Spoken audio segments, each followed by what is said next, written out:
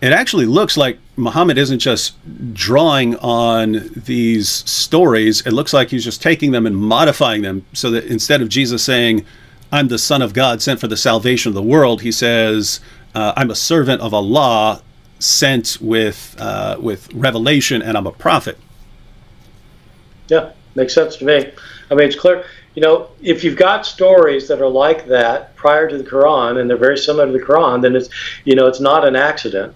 But it's like, you know, I mean, going back to the earlier thing, it's not an accident that you have these stories of the divine men in the Greek and Roman world before Jesus who were born miraculously, do miracles and raise the dead and stuff. I mean, it's not, you know, it's not an accident that you have these similar stories.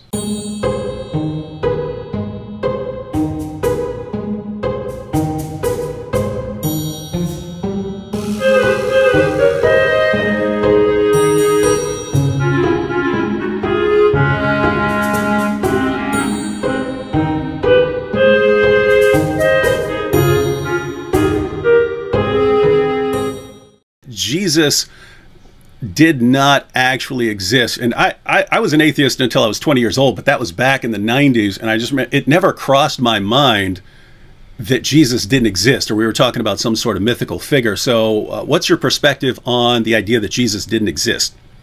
Well, I know, I mean, I've got to figure out a better way to respond to this, because I really do get ticked off. my knee starts jerking all over the place. You know, it's a question of it's a question of what history is. What can you establish as historical fact, and what counts as historical evidence? And the mythicists who want to deny that Jesus exists, you know, they might as well deny anything, and they will deny anything. And once you start going down that road, does evidence matter or not? Or can you just make stuff up and convince people? Well, yes, you can and do. And so I just think, you know, but the mythicists always get angry at me because I point out that there's nobody, you know, I mean, there's no university or college professor in the country who's an expert in this. And there are hundreds and hundreds and thousands of, you know, and they're not just all fundamentalist Christians. I mean, they're people like me, and who just think, no, I mean, are you kidding me? And so, yeah, but they get upset when I say that, and my knee does start jerking, I do admit. But if, you know, Jesus is by far the best documented person from first century Israel. There's nobody even close. He's far better documented than Josephus. Why not deny Josephus existed? He's better I mean, so, yeah, sorry. No, you're good. I wrote a book about it. I wrote a book about did Jesus exist? And, you know, a lot of very conservative evangelicals get very upset with me. But it's nothing like the mythicists. Man, they're really after me. Yeah. Yeah. So a sort of related question.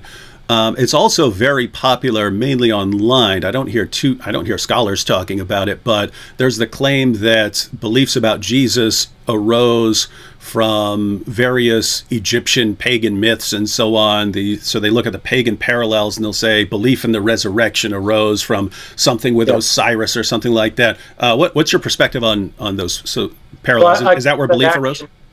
Yeah, I mean, I cover that in my book, Did Jesus Exist? Because this is an argument that the mythicists themselves also use. My view is that there are a lot of stories about Jesus that do closely parallel stories that you get about other sons of God in the ancient world that were in circulation before Christianity. And so you have people who are born miraculously when a divine being makes a woman pregnant, and people who can do miracles and can heal the sick and cast out demons and raise the dead, and people who ascend to heaven when they die. There are these stories that were around well before Christianity. And I imagine that probably Christians who were grown up in that environment, when they tell stories about Jesus, of course they're affected by the way stories like this are told. I think that's absolutely right. I think, though, that it goes way too far to say that the stories, for example, of Jesus' resurrection were modeled on these Egyptian stories. I mean, what are these people even thinking? The people who started talking about Jesus' resurrection were rural Galilean Jews who had never, the only trip these disciples had ever made in their life was to Jerusalem. They went 100 miles. They didn't know anything about Egyptian culture. How could that possibly have influenced them? And so historically, it's just completely bogus. All right. Now, So we talked about the Jesus mythers. So on the issue of the historical Jesus, so a Christian would generally go to the Bible, look at the Gospels, and say, here's where I get my beliefs about Jesus. As someone who doesn't believe in the divine inspiration of the text, you've got, you know, the books of the New Testament, which were originally circulating by themselves, and then you have sources outside the New Testament, and then you have, you know, second century sources and so on. I'm not sure there can be any sort of official ranking now, but as someone, if you're talking to someone who doesn't believe in Jesus, but is trying to do what you said in the statement on the site, that hey, we should learn about Jesus, what would be like your go-to sources to learn about Jesus? Well, the only useful sources are the four Gospels. I mean, we have some Gospels from later, Gospel of Thomas, Gospel of Peter, and they might give us a scrap or two, but basically nothing. And there are no Roman sources that mention Jesus in the entire first century, no Greek or Roman sources outside of the Christian sources and Josephus. Josephus mentions a couple of things, but he doesn't give us anything that's not already in the Gospels. And so for anybody doing the historical Jesus, there's no option. You go with the Gospels. But the historian doesn't treat them as inspired sources in the sense that every word they say is historically accurate, because there's good reasons for knowing that, in fact, they're not always accurate.